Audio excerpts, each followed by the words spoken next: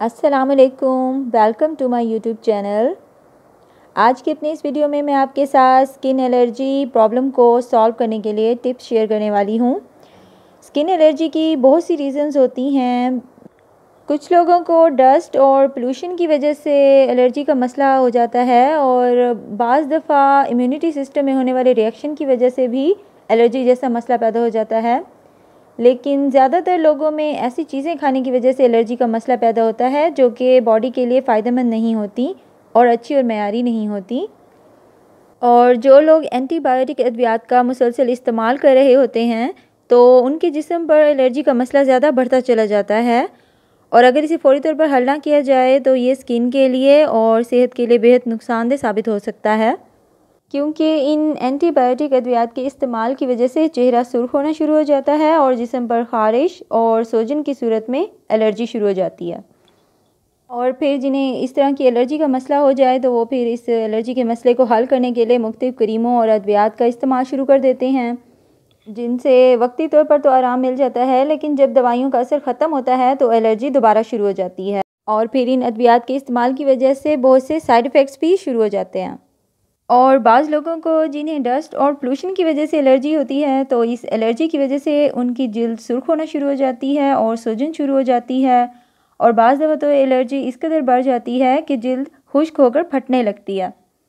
और कुछ लोगों को किसी न किसी खाने की वजह से एलर्जी का मसला होता है तो उन्हें इस बात पर गौर करना चाहिए कि कौन सा खाना खाने के बाद उन्हें एलर्जी शुरू हो जाती है तो वो उसे खाने से परहेज़ करें।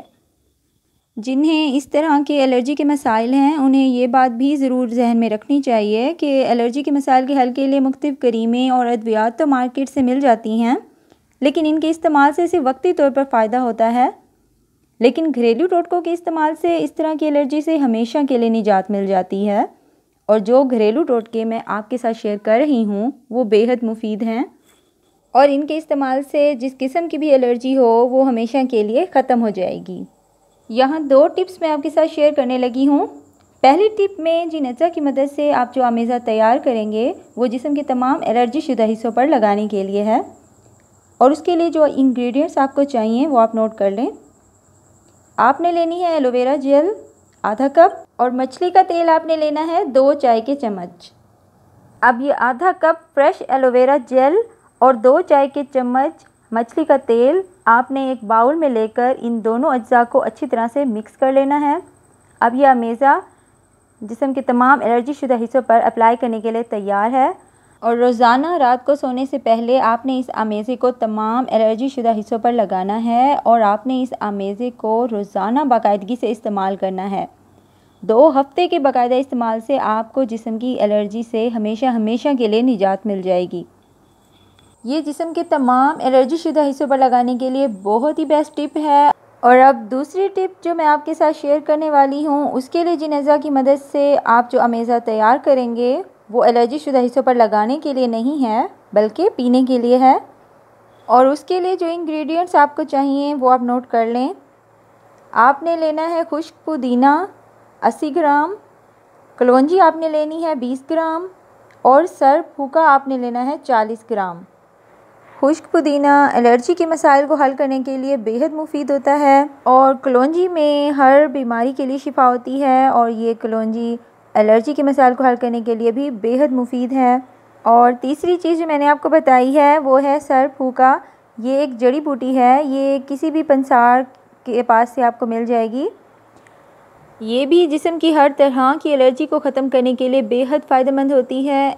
इन तीनों अज्जा को आपने ग्राइंडर में थोड़ा सा पानी डालकर अच्छी तरह से ग्राइंड कर लेना है और इस आमेज़े को आप 1 हफ़्ते तक महफूज करके रख सकते हैं। इसे आपने दिन में 2 बार खाने से पहले आधा खाने का चम्मच पानी के साथ लेना है। 1 हफ़्ते के मुसलसल इस्तेमाल से किसी भी किस्म की एलर्जी हो इंशाअल्लाह ख़त्म हो जाएगी।